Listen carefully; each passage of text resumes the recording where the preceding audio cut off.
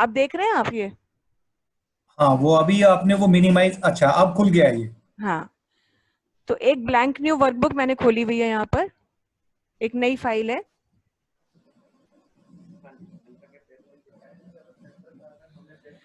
अब यहाँ पे मैं आपको ग्रुपिंग के बारे में बताने जा रही हूँ। तो यहाँ पर मैंने ये 4 वर्कशीट्स खोल ली हैं, ठीक है। मुझे पहले से पता था कि मुझे 4 मंथ्स का काम करना है और हर शीट में बेसिक फॉर्मेट सेम ही रखना है। जो कॉलम्स की हेडिंग होंगी वो सेम होंगी, इवन बहुत सारा डेटा सेम होगा, कैलकुलेशंस भी सिमिलर होंगी, बस हमें वैल्यूज डिफरेंट फीड करनी होंगी। जैसे मैंने प्रोडक्ट की आपको लिस्ट बना के दिखाई थी, कुछ वैसा ही डेटा हम बनाएंगे। लेकिन क्योंकि जी। काम करने के पहले ही हमें पता है कि सारी शीट्स का डेटा ऑलमोस्ट सिमिलर है, तो बजाय इसके कि हम एक शीट पे काम करके उसे डिफरेंट शीट्स पे पेस्ट करें, हम ये भी कर सकते हैं कि हम कोई ऐसी ट्रिक यूज करें कि काम हम एक ही शीट में करें, लेकिन वो सभी शीट्स में एक साथ हो जाए, एक ही बार में हो जाए। तो जो सिमिलर वर्क है हमारा, वो हम एक साथ सभी शीट्स पे परफॉर्म कर लें, और डिफरेंट वर्क हम अलग अलग फॉर्मेट मतलब काम करें। जैसे फॉर्मेटिंग का काम है, बार बार ना करना पड़े, हम एक बार काम करें, और 4 हो शीट्स या 12 शीट्स हो या 15 शीट्स हो, जितनी शीट्स हो सब पे एक साथ काम हो जाए। तो जैसे मुझे पहले से पता था कि 4 मंथ्स का डेटा अलग अलग फीड करना है शीट्स में, तो मैंने 4 शीट्स खोल ली। सपोज 12 मंथ्स का डेटा अगर मुझे फीड करना होता तो मैं 12 शीट्स खोल लेती, 12 न्यू शीट्स ले लेती। और न्यू शीट्स के लिए मैंने आपको बताया था कि हम यहाँ पर ये बटन दिया रहता है, इस बटन पर क्लिक करते जाते हैं और न्यू वर्कशीट्स हमारी आती रहती हैं। हम्म। तो उसके हिसाब से मैंने यहाँ पे 4 शीट्स कर ली हैं। अब कोई भी काम शुरू करने के पहले हम ये सारी शीट्स एक साथ सिलेक्ट कर लेंगे, क्योंकि जब सारी शीट्स एक साथ सिलेक्ट होती हैं, उसका मतलब ही होता है sheets are grouped now, and when they are in grouped mode you can work मतलब either in either sheet, and the advantage will be that as soon as you start working, the work will be started in each and every sheet. So this is the basic benefit of working in grouped sheet. तो एक बार बस sheets grouped होनी चाहिए। तो sheets को group करने के लिए हम बहुत से तरीके कर सकते हैं। जैसे शीट 1 से शीट 4 तक सभी ग्रुप करनी है, तो शीट 1 को सिलेक्ट कर लिया और शीट 4 को भी सिलेक्ट करेंगे, मगर उसके पहले कीबोर्ड से शिफ्ट की प्रेस करके रखेंगे। आपको दिखा रही हूं मैं, शिफ्ट की हमने कीबोर्ड से प्रेस की है और शीट 4 पे क्लिक कर दिया, अब शिफ्ट की छोड़ दी, तो देखिए अब सारी शीट्स ग्रुप हो गई हैं। और हमें कैसे पता चलेगा कि हमारी शीट्स ग्रुप हो गई हैं, ये हम कैसे जज करें? तो देखिए यहाँ सबसे ऊपर ध्यान दीजिएगा, जहाँ पे फाइल का नाम लिखा है, यहाँ पे क्या लिख करके आ गया? ग्रुप। ग्रुप। दैट मीन्स कि अब जितनी भी शीट्स इस वर्क फाइल में थी, इस वर्कबुक में थी, वो सब ग्रुप हो चुकी हैं। और ग्रुप हो गई तो चाहे आप शीट 1 में काम करें, वो सारी की सारी शीट्स में अपने आप होगा, जैसे मैं आपको दिखा रही हूँ। अब यहाँ पे मान लीजिए मुझे अब कहीं कोई और तरीका नहीं, मतलब सिर्फ अब सिंपल क्लिक करिए और काम करना शुरू कर दीजिए। जैसे मैंने यहाँ मान लीजिए लिख दिया प्रोडक्ट आईडी, यहाँ पे suppose I have given a heading product ID, then I am giving a heading product name, then rate, then quantity, then price. Obviously यहाँ पर quantity will vary from month to month and rate also will vary from month to month. बस जो list है, list of product ID and name will be common.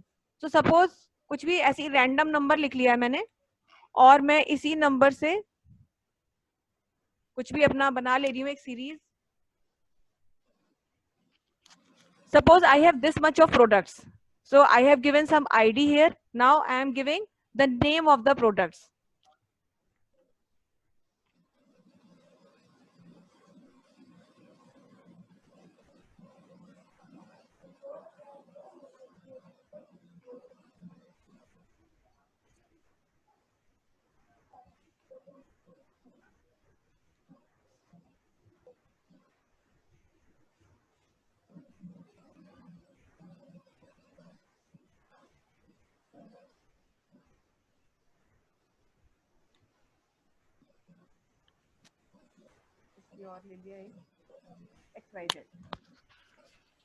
फिर ये मुझे काम सब में एक जैसा करना था, तो इसीलिए मैंने ये काम कर लिया। अब फॉर्मेटिंग भी मैं सबकी एक जैसी चाहती हूँ, तो मैं फॉर्मेट भी कर ले रही हूँ। यहाँ पर बैकग्राउंड का कलर ये दे दिया, यहाँ पे टेक्स्ट का कलर ये दे दिया। उसके बाद में यहाँ पर बैकग्राउंड का कलर कुछ और देना है, कुछ और दे दिया मैंने, यहाँ पर ये दे दिया, यहाँ पे बैकग्राउंड का कलर कुछ और दे दिया। बहुत ही कलरफुल सा बना रहे हैं हम इस शीट को। देन रेट और क्वांटिटी एक जैसे बैकग्राउंड दे दिए इन दोनों को।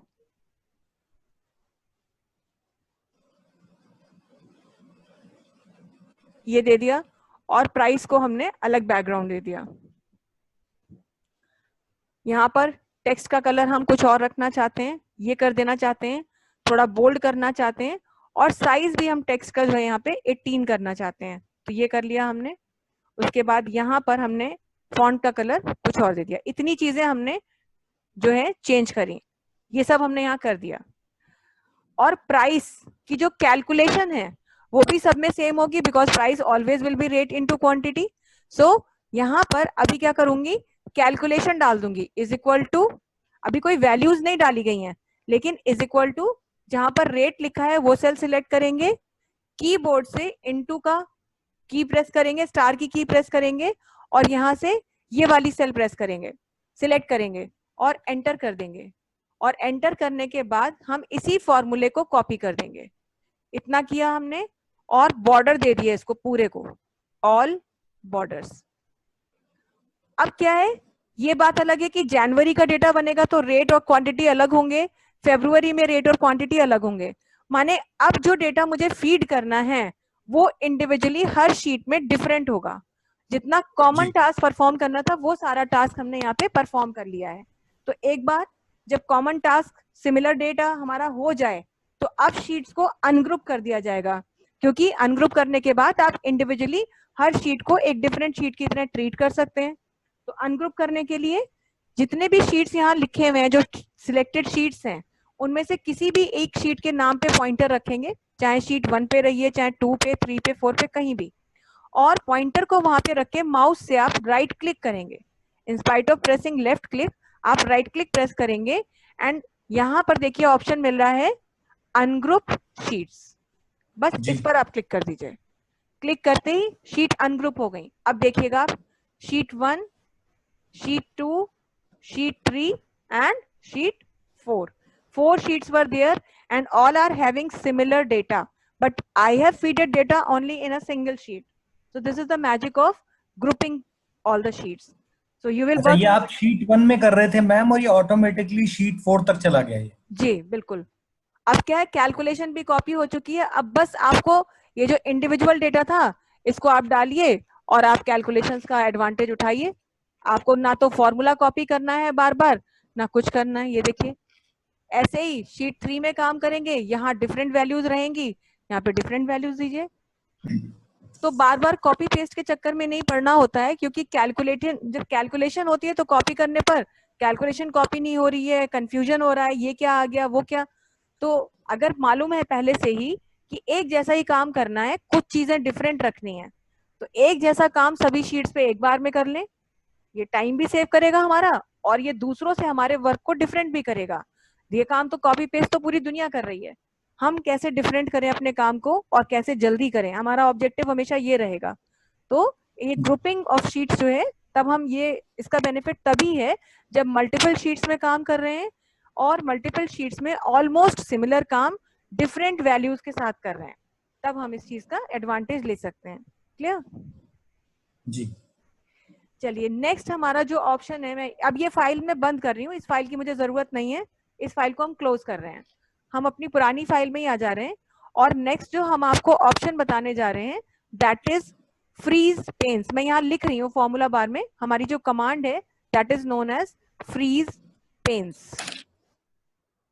ये फ्रीज पेन्स का मतलब है freezing a particular area of a worksheet. Freeze का मतलब आप स्टिल कर दें उसको, वो हिल ही ना सके, इधर से उधर जा ही ना सके। तो इस कमांड की हमें कब जरूरत पड़ती है? एक्चुअली क्या होता है, जब हम वर्कशीट्स बनाते हैं, जैसे ये रिपोर्ट कार्ड की वर्कशीट हमारी बनी हुई है और डेटा तो बहुत सारा होता है, अब इसे 100% पर भी देखेंगे तो भी it is not possible that you can visualise every part of the sheet. मतलब पूरा डेटा आप एक बार में नहीं देख सकते, एट अ सिंगल ग्लांस आपको नहीं मिलेगा, आपको स्क्रॉलिंग करना ही पड़ेगा। और जब हम स्क्रॉल करते हैं तो देखिए हमारी जो हेडिंग रो है वो इनविजिबल हो जाती है। अब यहाँ पे हमने 10 सब्जेक्ट्स बना दिए हैं, हमारी जो हेडिंग है इसमें ये 10 सब्जेक्ट्स हैं और मार्क्स ऑब्टेन्ड है, मैक्सिमम मार्क्स है, परसेंटेज है, उसी के अकॉर्डिंग यहाँ पे वैल्यू फीड की गई है। अब जैसे हम स्क्रॉल करेंगे तो यहाँ पर अब हम ये ध्यान नहीं रहा हमको कि ये जो वैल्यू है कौन से सब्जेक्ट की है, तो फिर से देखने के लिए ऊपर ही जाना पड़ेगा। अच्छा मैथ्स के मार्क्स थे, थोड़ा और आगे बढ़े, अब ये ध्यान नहीं रहा ये किस सब्जेक्ट के मार्क्स है, फिर स्क्रॉल कर रहे हैं, ओके मोरल साइंस के मार्क्स है। तो हम ये चाहते हैं कि डेटा चाहे कितनी अमाउंट में हो हमारी वर्कशीट के अंदर, लेकिन हमारी हेडिंग वाली रो ये फिक्स हो जाए। हम स्क्रॉल करें भी तो ये स्क्रॉल होके ऊपर ना जाए, ये इनविजिबल ना हो। डेटा स्क्रॉल हो लेकिन हेडिंग रो हमारी इनविजिबल ना हो, ये फिक्स रहे। और अगर वो वाली रो हमारी पहली रो है वर्कशीट की, जैसे कि इस वर्कशीट में है, तो आप क्या करेंगे, आप इस फर्स्ट रो को फ्रीज कर देंगे। फ्रीज करने के लिए आपको यूज करना होगा व्यू टैब। ये देखिए यहाँ पर व्यू टैब है, इस पर हम क्लिक करेंगे। जैसे हम इस पे क्लिक करेंगे यहाँ बहुत सी कमांड्स हैं, लेकिन यहाँ पर देखिए एक कमांड है फ्रीज पेन्स। इस फ्रीज पेन्स पे की कमांड पर हम क्लिक करेंगे तो यहाँ देखिए लिखा हुआ है फ्रीज टॉप रो। बस इतना कहना है और हो गया। अब देखिए हम स्क्रॉल करके नीचे जा रहे हैं लेकिन हमारी हेडिंग वाली रो फिक्स हो गई, वो मूव नहीं हो रही है। नोटिस किया आपने इस चीज को?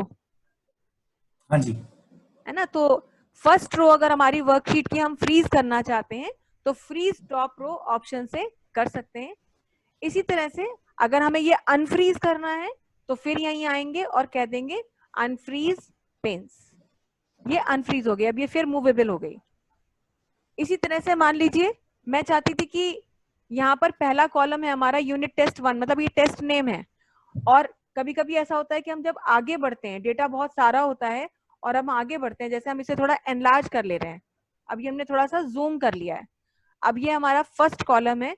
और अगर हम प्रोसीड करते हैं ऐसे हॉरिजॉन्टली तो देखिए पीछे के कॉलम्स हमारे छुप गए।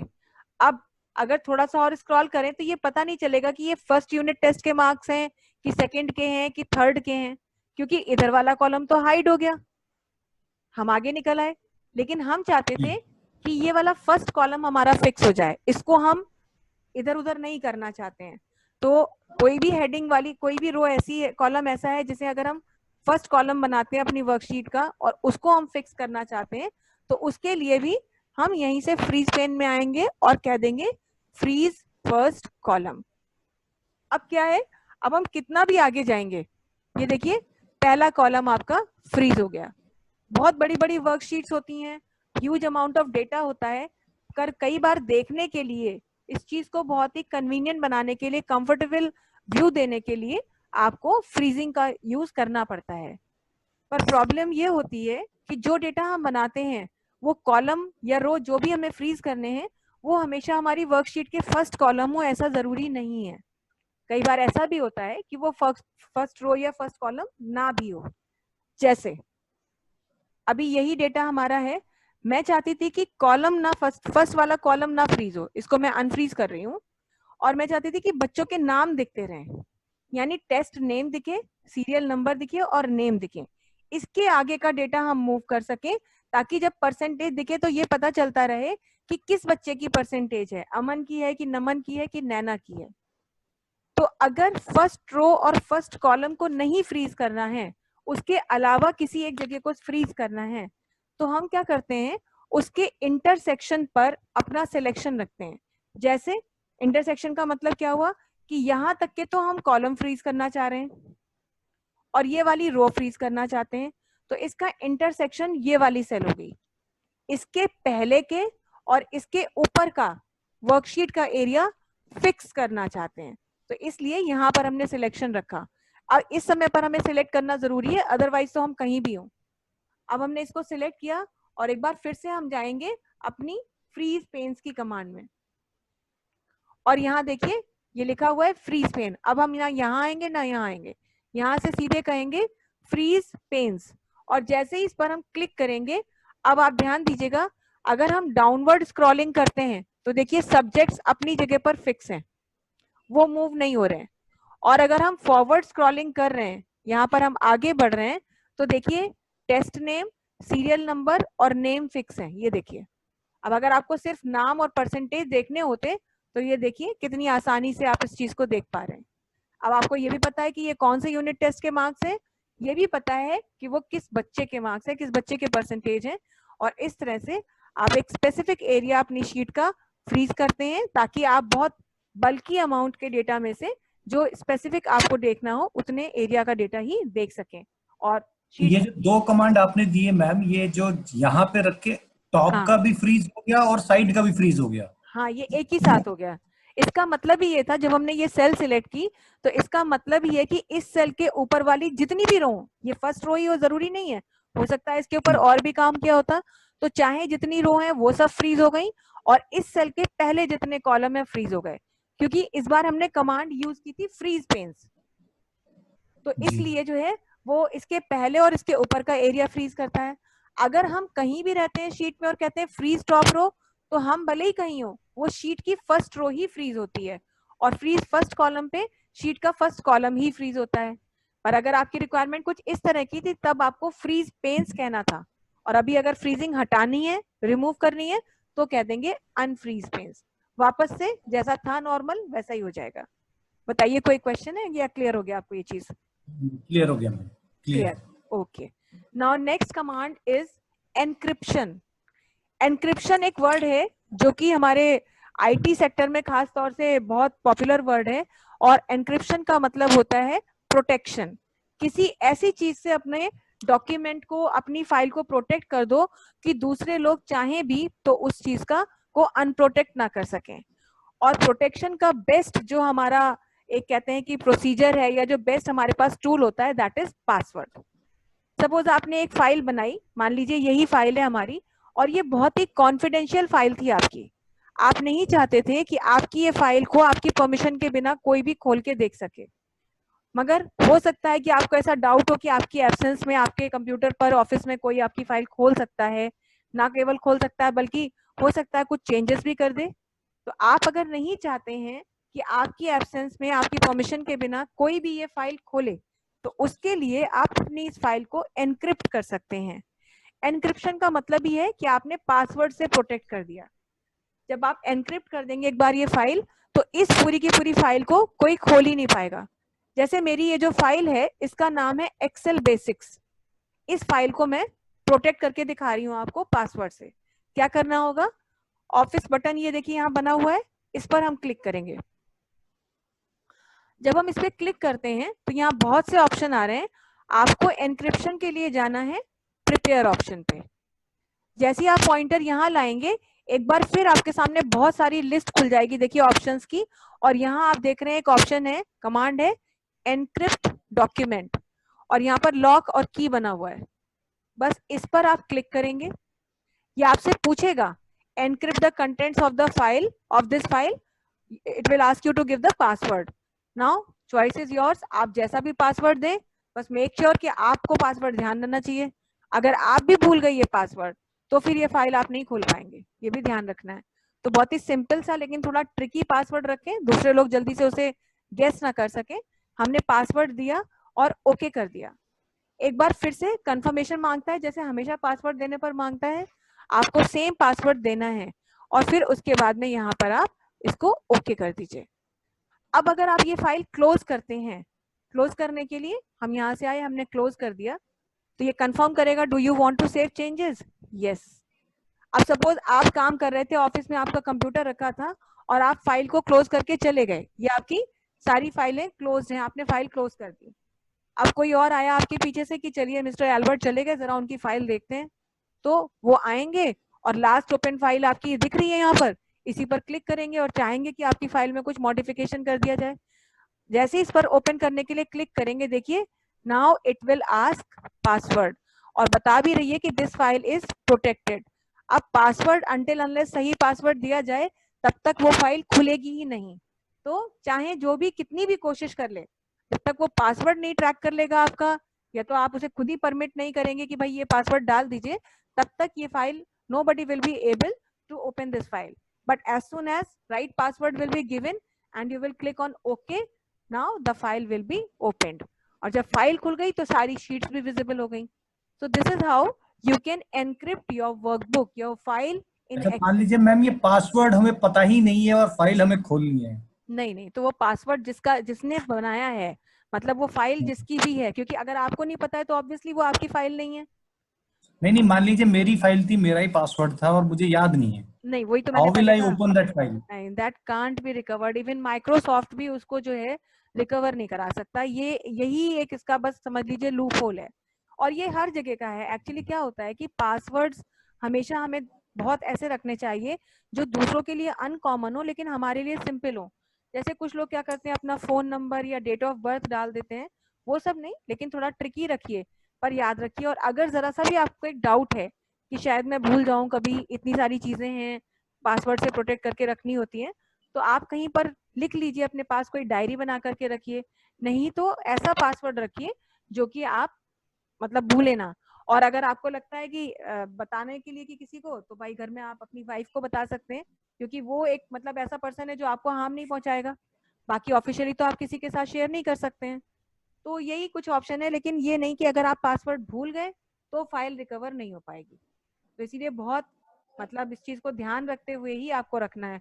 पासवर्ड अगर करा है तो पासवर्ड याद भी रखना है आपको. क्योंकि देखिए, जब हम कोई भी फाइल को, देखिए मैं वापस दिखा रही हूँ आपको, जब हम कोई भी फाइल को पासवर्ड के लिए कहते हैं तो ध्यान दीजिएगा, यहाँ पे देखिए क्या लिखा है.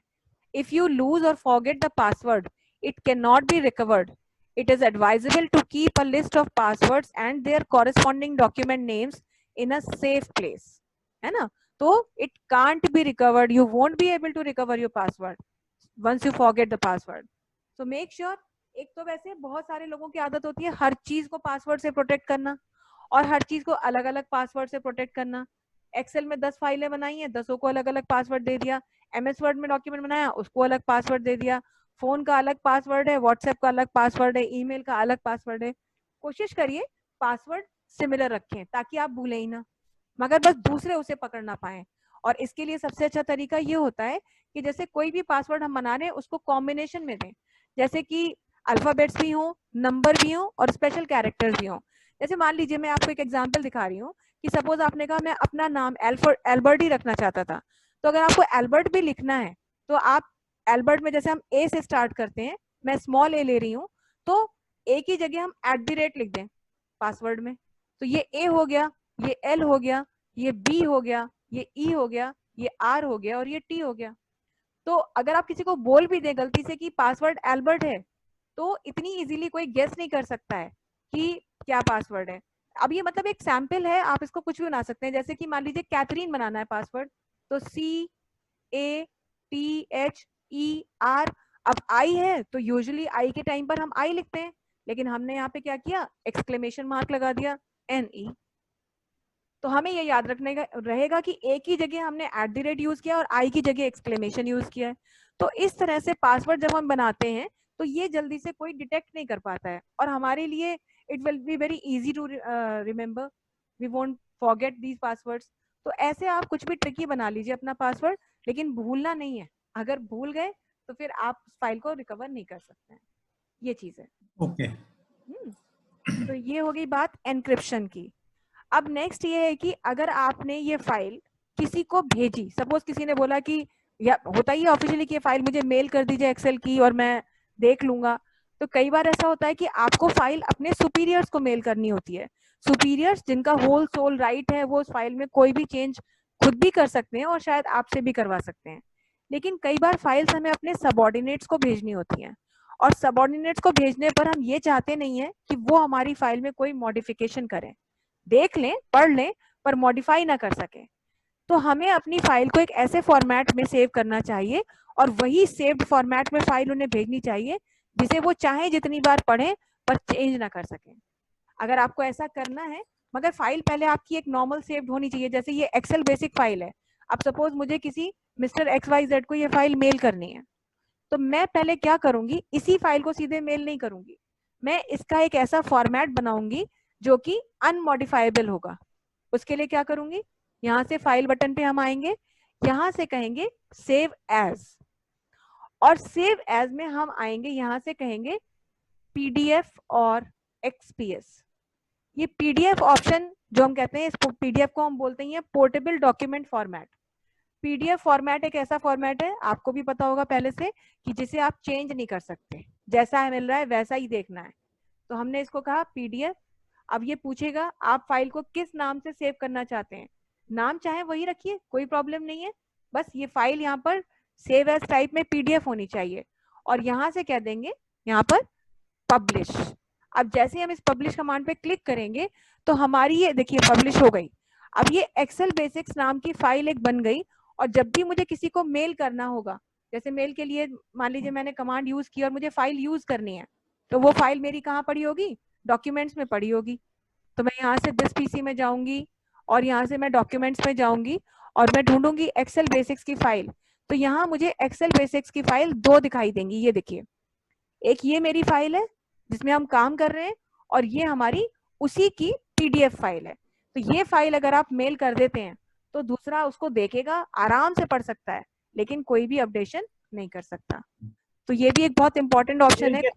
ये सेव कैसे किया, ये एक बार और बता दीजिए। हाँ जी, सेव करने के लिए फाइल को खोल के रखेंगे और फाइल के लिए इसके माइक्रोसॉफ्ट ऑफिस बटन पे क्लिक करेंगे और यहाँ से सेव एज पे जाएंगे, ये है सेव एज। और सेव एज पे जाकर के यहाँ से कह देंगे सेव एज पीडीएफ। यहाँ पे अपने आप ये कमांड मिलेगी आपको, आपको इस पे क्लिक करना है और क्लिक करके बस यहाँ पे पब्लिश कमांड पर क्लिक करना है। पब्लिश कमांड पे क्लिक करते ही फाइल आपकी पीडीएफ फॉर्मेट में सेव हो जाएगी। और बस फिर जब भी आपको किसी को सेंड करना है, मेक श्योर कि आप पीडीएफ फॉर्मेट वाली फाइल सेव करें। If you don't want others to intervene in your file, अगर आपको चाहिए कि हाँ let others do their work, then आप जो है तब तो आप कुछ भी कर सकते हैं। लेकिन अगर आप चाहते हैं कि नहीं नहीं भाई बंदा पढ़े तो मगर बदले ना, तो पीडीएफ में आप अपनी फाइल को सेव कर सकते हैं। Is it clear? Clear clear. चलिए एक और ऑप्शन, ये तो आपने किसी को फाइल भेज दी। अब सपोज ये फाइल आपकी खुली हुई है और इस फाइल को आप अपने कलीग्स के साथ शेयर करते हैं।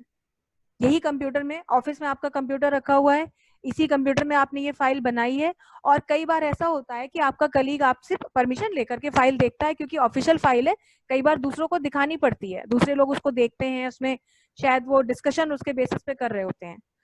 अब आप ये चाहते थे कि चाहे जितना देखें मेरी फाइल, पासवर्ड से हमने प्रोटेक्ट नहीं किया है, जितनी बार देखना हो देखें, लेकिन देखते समय भी उसे चेंज ना कर पाए। तो अब ये नहीं कि आप पीडीएफ फाइल खोल के दिखा देंगे उनको, तब आप अपनी फाइल को जो उन्हें दिखाएंगे तो उसको एक ऐसे फॉर्मेट में रखेंगे कि वो फाइल सिर्फ रीड की जा सके। एक और भी तरीका होता है कि फाइल को सिर्फ रीड किया जा सके, और वो तरीका कहलाता है, ऐसी फाइल कहलाती है रीड ओनली फाइल, कि फाइल हमारी रीड ओनली फॉर्मेट में चली जाए। और जब रीड ओनली फॉर्मेट में होगी तब कोई भी उस फाइल में कोई अमेंडमेंट नहीं कर सकता। ये भी चीज एक इसमें ऑप्शन होता है। रीड ओनली बनाने के लिए आपको जो है क्या करना होगा, इसके लिए हम यहाँ पर ऑफिस बटन पे ही आएंगे यहाँ से, और एक बार फिर हम कह रहे हैं यहाँ पे सेव एज, और सेव एज करके एक्सेल वर्कबुक ऑप्शन पे ही चले जाएंगे। कोई नॉर्मल इसका तरीका, मतलब अलग तरीका नहीं है। यहाँ आएंगे और यहाँ देखिए जब हम फाइल को सेव कर रहे हैं, यहाँ कुछ नहीं चेंज करेंगे। यहाँ लास्ट में देखिए एक ऑप्शन दिया हुआ है टूल्स, इस पर हम क्लिक करेंगे और इस पे क्लिक करके यहाँ एक ऑप्शन और दिया हुआ है जनरल ऑप्शंस, यहाँ आएंगे और अब जो है यहाँ पर पासवर्ड टू ओपन, तो पासवर्ड टू ओपन भी है कि अगर आप चाहें कि आपकी फाइल कोई खोल ही ना सके तो हम उसके लिए तो पासवर्ड नहीं देना चाहते। लेकिन यहाँ पर क्या है, पासवर्ड टू मॉडिफाई, यानी कि अगर किसी को हमारी फाइल में कोई मॉडिफिकेशन करना है तो वो पासवर्ड मांगे, तो मैंने यहाँ पे कोई पासवर्ड डाल दिया और चेक बॉक्स दिया हुआ है नीचे रीड ओनली रिकमेंडेड, और इसके बाद कह दिया ओके। एक बार फिर से वही सेम पासवर्ड हमें देना होगा, ओके, और अब हम कह देंगे सेव। ये फाइल हमारी सेव हो गई। अब हम अभी घर जा रहे हैं मान लीजिए, तो हमने अपनी फाइल को क्लोज कर दिया। नेक्स्ट टाइम जब भी हमने अपनी ये फाइल ओपन करी तो देखिए यहाँ पे लिखा है एंटर पासवर्ड, तो पासवर्ड तो पहले से दिया हुआ था और यहाँ से हमने पासवर्ड दे दिया। अब ये देखिए क्योंकि रीड ओनली बना हुआ है तो वो कह ही रहा है कि Excel file should be opened as read only unless you need to save changes to it. Open as read only, तो कोई और ऑप्शन है ही नहीं, झक मार के यस ही करना पड़ेगा, और यस करके हम जो है यहाँ पर जो है अपनी फाइल को ओपन करेंगे। और जब भी हमें इसे रीड कोई चेंज करना होगा तो चेंज करने के लिए हमें वो पासवर्ड जब तक नहीं दिया जाएगा तब तक ये फाइल कोई खोल ही नहीं पाएगा। तो पासवर्ड का ऑप्शन जो है वो आपको बहुत ध्यान रखना होगा, कौन से फॉर्मेट में आप सेव कर रहे हैं। देखिए हर फाइल को पीडीएफ में नहीं सेव किया जाता, ये तो मैंने आपको एक ऑप्शन बता दिया है कि इन केस आप चाहते हैं कि फाइल किसी को दें लेकिन वो नॉन मॉडिफाइबल हो, तब आप उसे पीडीएफ फॉर्मेट में सेव करेंगे। अगर आप चाहते हैं, अदरवाइज ये नहीं कि कोई भी फाइल आप पीडीएफ में बना रहे हैं, और अगर आप चाहते हैं कि हमारी फाइल को आपकी परमिशन के बिना कोई खोले ही ना, तब आप उसे एनक्रिप्ट करते हैं। तो ये ऑप्शन दो जरूर बता दिए हैं, लेकिन ये अलग अलग यूज होते हैं, ऐसा नहीं है कि दोनों को हमेशा ही यूज करना है, डिपेंड्स कि आपकी नीड क्या है। क्लियर जी। चलिए नेक्स्ट एक और छोटी सी चीज है, कहने को बहुत छोटी सी चीज है लेकिन बड़े काम की होती है। जब हम एक्सेल में कुछ भी लिख रहे होते हैं, जैसे इसी शीट में सपोज हम यहाँ पर लिख रहे हैं, मान लीजिए हम यहाँ पे किसी स्टूडेंट का नाम लिख रहे हैं, अब मुझे लिखना था, मैंने लिख दिया यहाँ पे कैथरीन। अब मुझे जैसे ही मैंने लिख के एंटर किया तो मुझे बोला गया कि नहीं नहीं उसका पूरा नाम लिखिए, कैथरीन ए एल्बर्ट, आपको पूरा लिखना है। तो पूरा अब लिखना है तो ऑब्वियसली मैं ऊपर वाली सेल सिलेक्ट करूंगी, और यहाँ सपोज मैंने हेडिंग भी डाल रखी है स्टूडेंट नेम, और इसको मैंने वाइड कर रखा है कॉलम को, क्योंकि मुझे पता है कि नेम्स लेंथी हैं, तो ये ऐसे हमने बना रखा है। अब कैथरीन लिख के हमने एंटर कर दिया था, लेकिन एंटर करने के बाद हमसे कहा गया कि स्टूडेंट का फुल नेम आपको लिखना है। तो ऑब्वियसली हम ये वाली सेल सिलेक्ट करेंगे, और जैसा नेचुरल हमारा एक प्रोसेस होता है कि इतना तो लिख चुके हैं, इसके बाद स्पेस देंगे, ए एल्बर्ट हम लिखेंगे।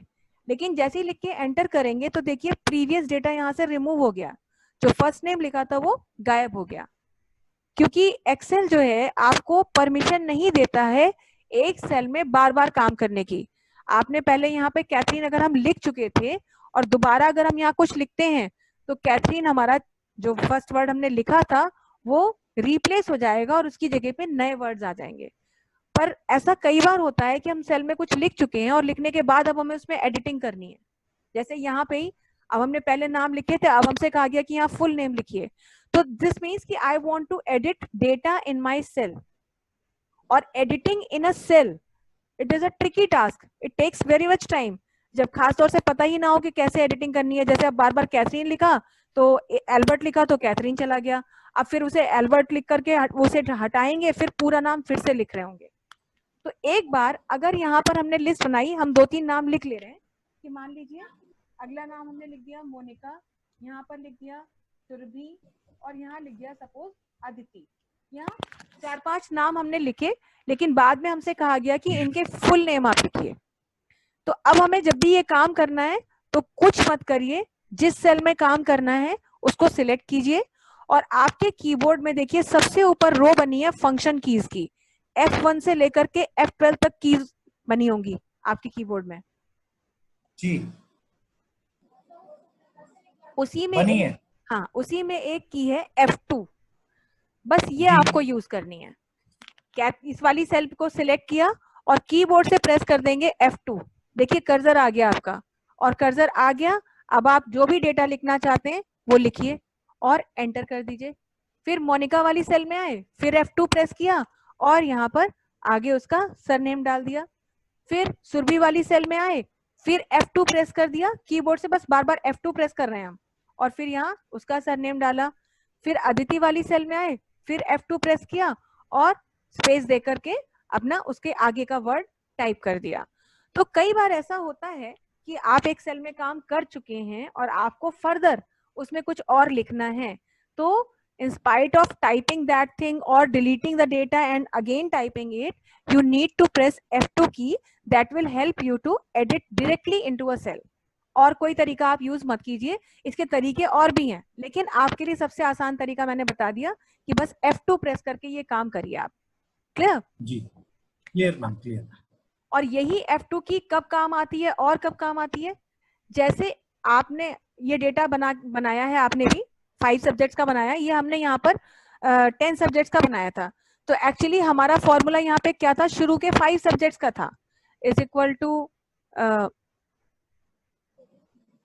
This 1 2 3 4 and 5।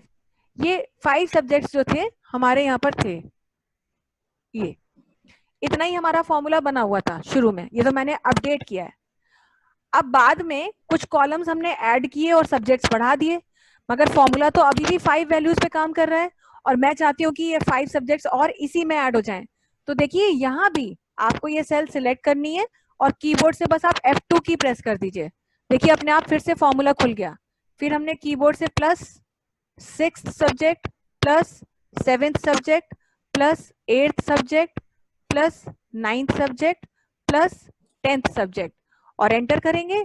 तो देखिए फॉर्मूले में ही एडिटिंग कर ली, दोबारा से फॉर्मूला टाइप नहीं करना पड़ा, और बस इसी को ड्रैग कर दिया सब पर, तो 10 के 10 सब्जेक्ट्स का टोटल निकल के आ गया, और बाद में उसी के बेसिस पे हमने हमारी परसेंटेज निकल के आ गई। बस हमने यहाँ चेंज किया, 500 की जगह में 1000 कर दिया।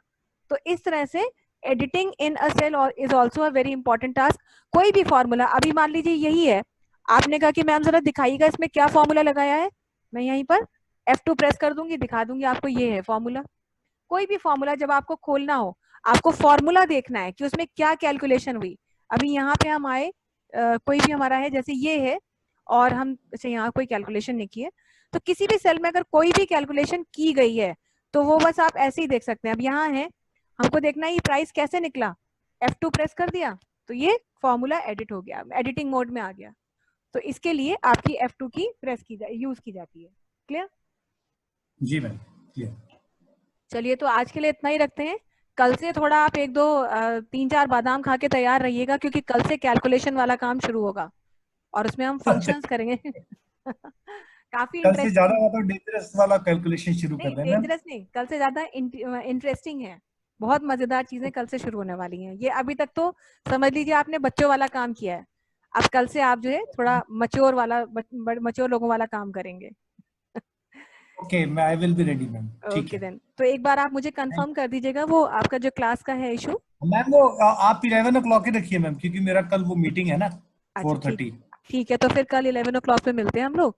तब तक आप लोग आप इस चीज को प्रैक्टिस कर लीजिएगा। ओके देन, ठीक है ma'am, thank you, okay, thank bye bye ma'am. Bye bye. Okay, that's all for the day. You.